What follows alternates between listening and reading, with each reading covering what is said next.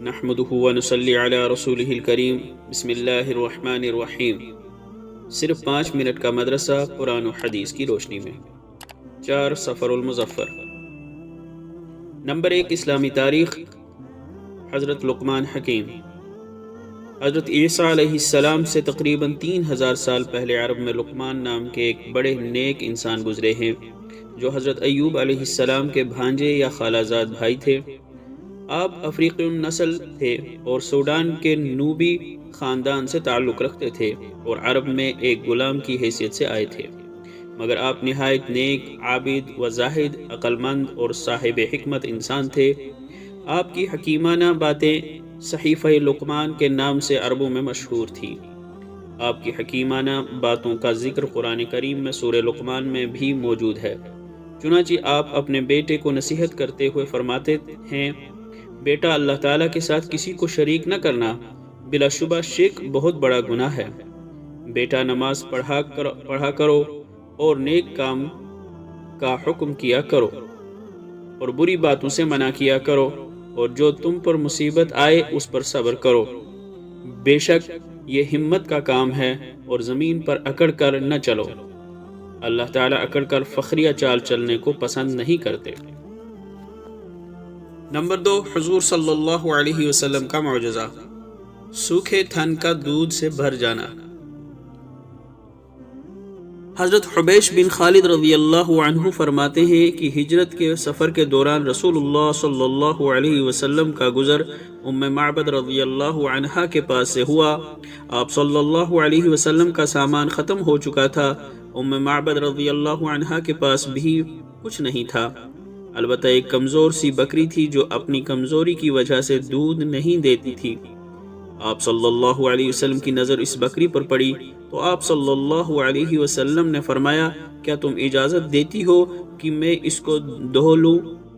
انہوں نے عرض کیا، ٹھیک ہے۔ بس آپ صلی اللہ علیہ وسلم کا اس بکری کے تھن پر ہاتھ پھیرنا ہی تھا کہ وہ دودھ سے بھر گیا اور بہنے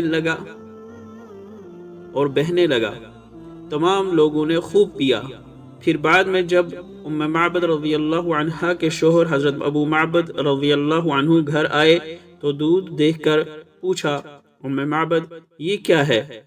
معبد رضی اللہ عنہ نے جواب دیا، ہمارے پاس سے ایک بہت ہی بابرکت آدمی کا گزر ہوا ہے، یہ خیر و برکت اسی کی وجہ سے ہے۔ نمبر 3، ایک فرض کے بارے میں، اولاد کی میراث میں ماں باپ کا حصہ۔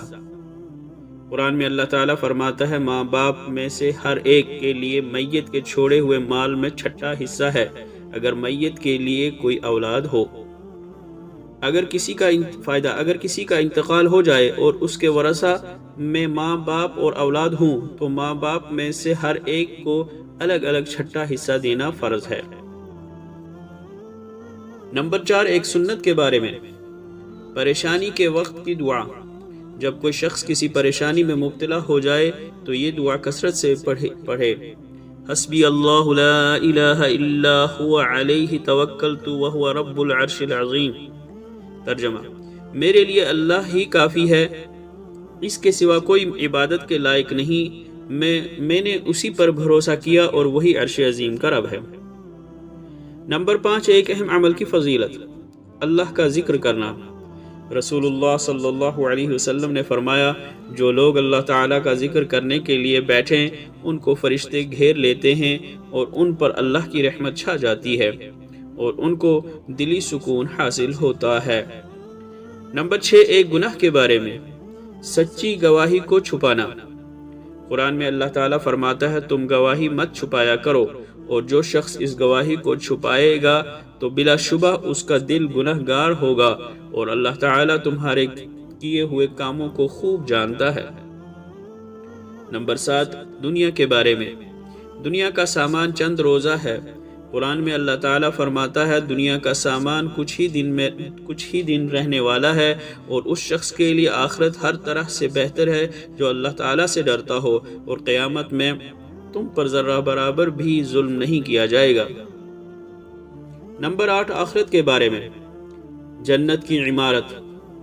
رسول اللہ صلی اللہ علیہ وسلم نے فرمایا، جنت کی عمارت کی ایک اینٹ چاندی کی اور ایک اینٹ سونے کی، اور اس کا گارا خالص مشک ہے، اور اس کی کنکریاں موتی اور یاقوت ہیں، اور اس کی مٹی زعفران ہے۔ نمبر 9، طب نبوی سے علاج۔ مہندی سے زخم کا علاج۔ رسول اللہ صلی اللہ علیہ وسلم کو جب کبھی کوئی کانٹا چبھتا یا زخم ہوتا تو آپ صلی اللہ علیہ وسلم اس پر مہندی کا لیپ کر فرماتے۔ فائدہ: مہندی جراثیم کو ختم کرتی ہے، جلن اور سوجن کو دور کرتی ہے، نیز اس میں دوسرے بھی بہت سے فوائد ہیں۔ نمبر 10، نبی صلی اللہ علیہ وسلم کی نصیحت۔ نگاہوں کی حفاظت کرو۔ رسول اللہ صلی اللہ علیہ وسلم نے حضرت علی رضی اللہ عنہ سے فرمایا، اے علی، اگر کسی عورت پر اچانک نگاہ پڑ جائے تو نظر پھیر لو، دوسری نگاہ اس پر نہ ڈالو، کیونکہ پہلی نگاہ تو تمہاری ہے اور دوسری نگاہ تمہاری نہیں ہے بلکہ شیطان کی ہے۔ اللہ تعالی عمل کرنے کی توفیق عطا فرمائے۔ وآخر دعوانا ان الحمد للہ رب العالمین۔